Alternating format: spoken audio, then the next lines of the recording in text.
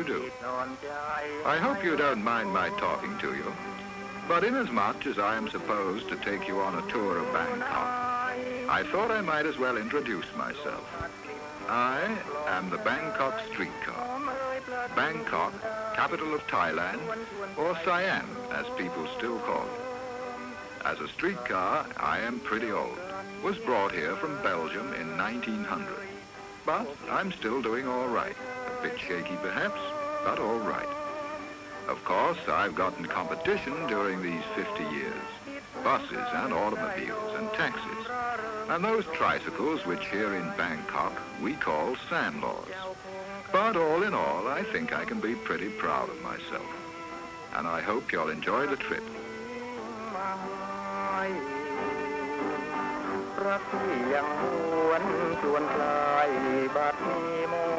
Uh-oh, there is one of those modern inventions. Well, while I'm stopping, you might as well have a look around. Lots of things going on here all the time.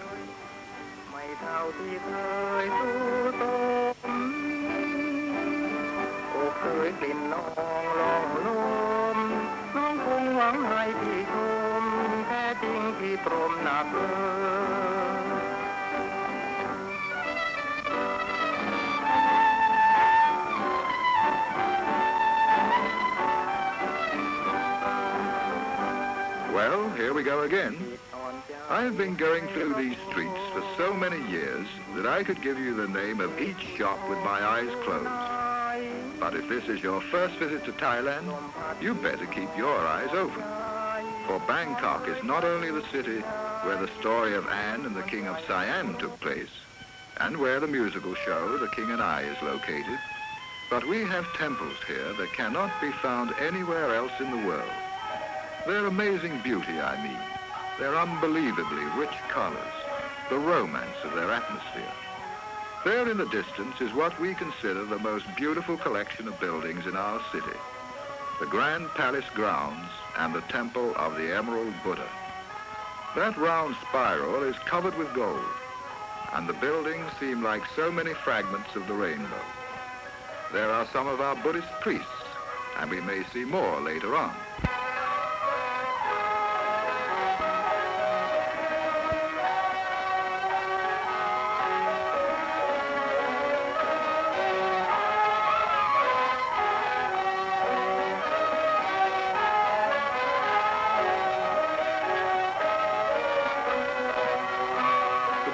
You just saw belong to the palace, but now we go into the temple grounds proper. This is the golden tower we saw from the outside, or the chedi as we call it. All these buildings and groups of statues here belong to the temple of the Emerald Buddha, which is called like that because inside the temple is a statue of Lord Buddha, about 24 inches high, which has been cut out of one huge piece of emerald. We really don't know how old it is, but we do know that in 1468, it was deposited in the great temple of Chiang Mai in northern Siam. And according to legend, it was made many centuries before that in India.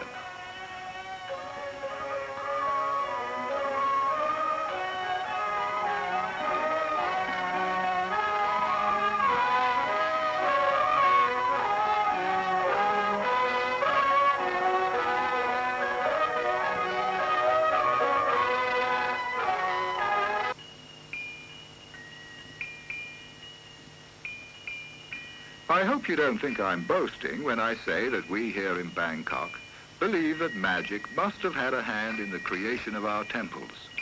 For without that, it seems hardly possible that such an agglomeration of blue and crimson red roofs, brilliantly white marble pillars, mosaic, golden spires, and rainbow-colored towers might ever have been constructed. Magic carpets would not seem extraordinary to us, for they would fit in perfectly with these amazing temples of ours.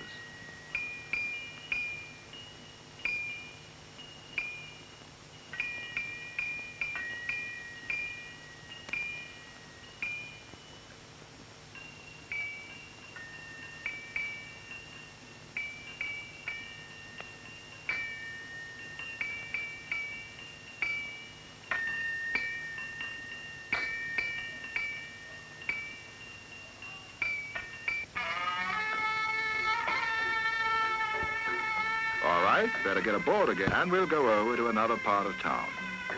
And it might interest you to know that the music you hear is usually played at our Siamese boxing matches to stimulate the strength of our fighters.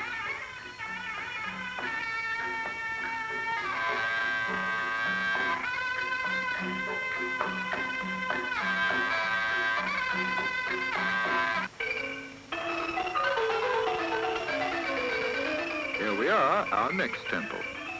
This one is called Wat Pho and is the most extensive temple in Bangkok.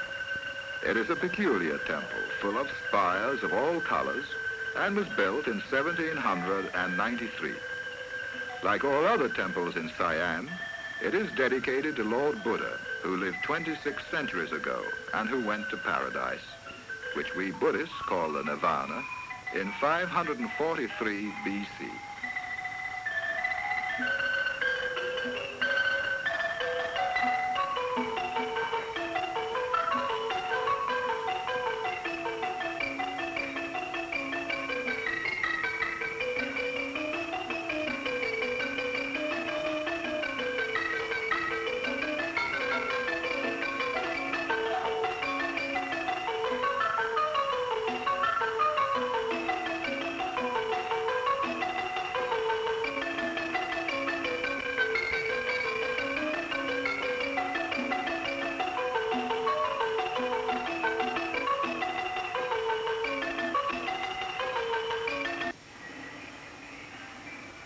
On we go, and to think that I have been doing this for 50 long years. It was much more quiet in Bangkok at that time, and instead of sharing the traffic with automobiles, it was divided between myself and the small boats on the canals that crisscross our city.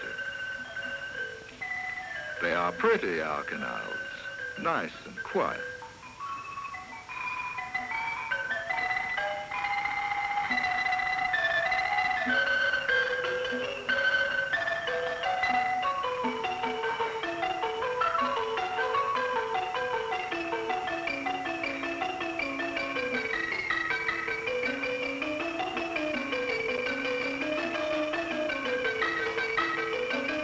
But let's go over to the temple of the fifth sovereign, which in our language is called the Wat Pho.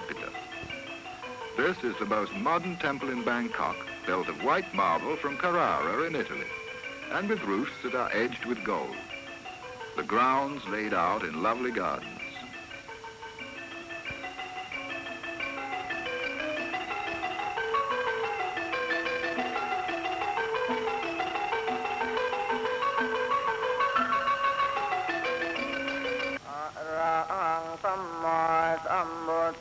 Wasn't I right in saying a while back that we might see some more priests? Here they are, for this is the week when a great many young Thailanders start their 3 months period of priesthood, during which time they give themselves to meditation and, separated from their wives and family, devote all their thoughts to Lord Buddha.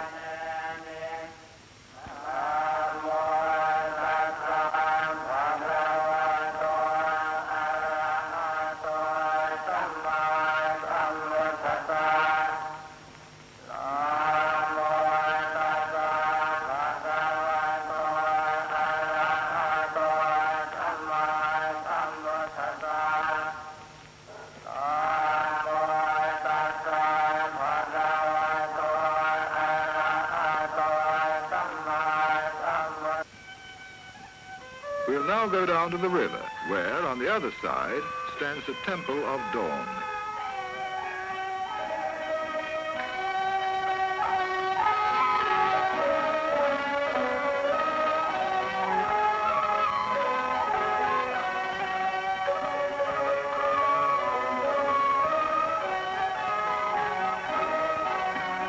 The river is very important in the life of Bangkok, for on it all the precious woods and other Thai products float down from upstream. And just for our own pleasure, you have, from the water, a beautiful view of the city.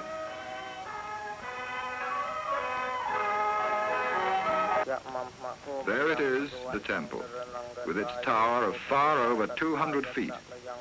The whole temple and all towers are inlaid with small pieces of colored porcelain and chinaware, giving the impression as if they were covered with millions of precious jewels, a true fairy castle. And like in fairy tales, there are many multicolored demons on and around the towers of the Temple of Dawn, and angels, giants, monkeys, and elephants.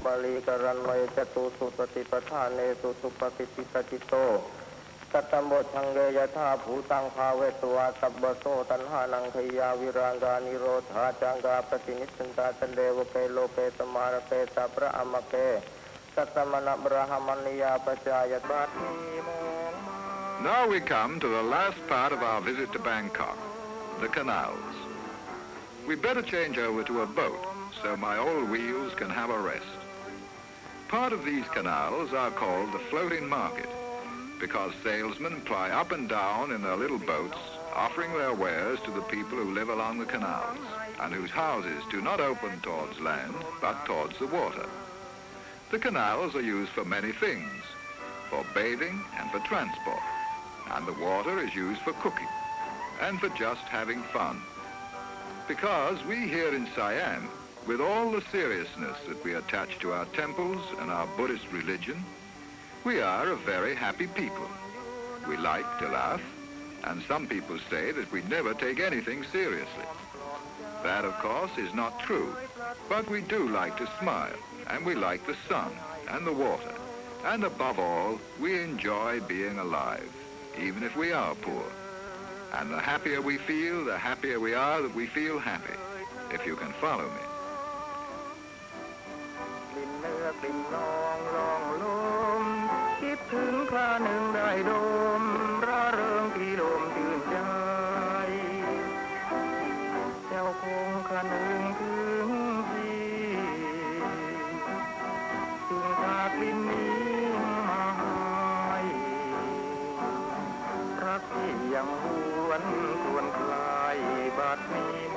So here it is, the end of our visit to Bangkok, the Golden Temple Paradise. It has been a long day. I think I ought to go home now. And I hope you enjoyed the trip. So long, everybody.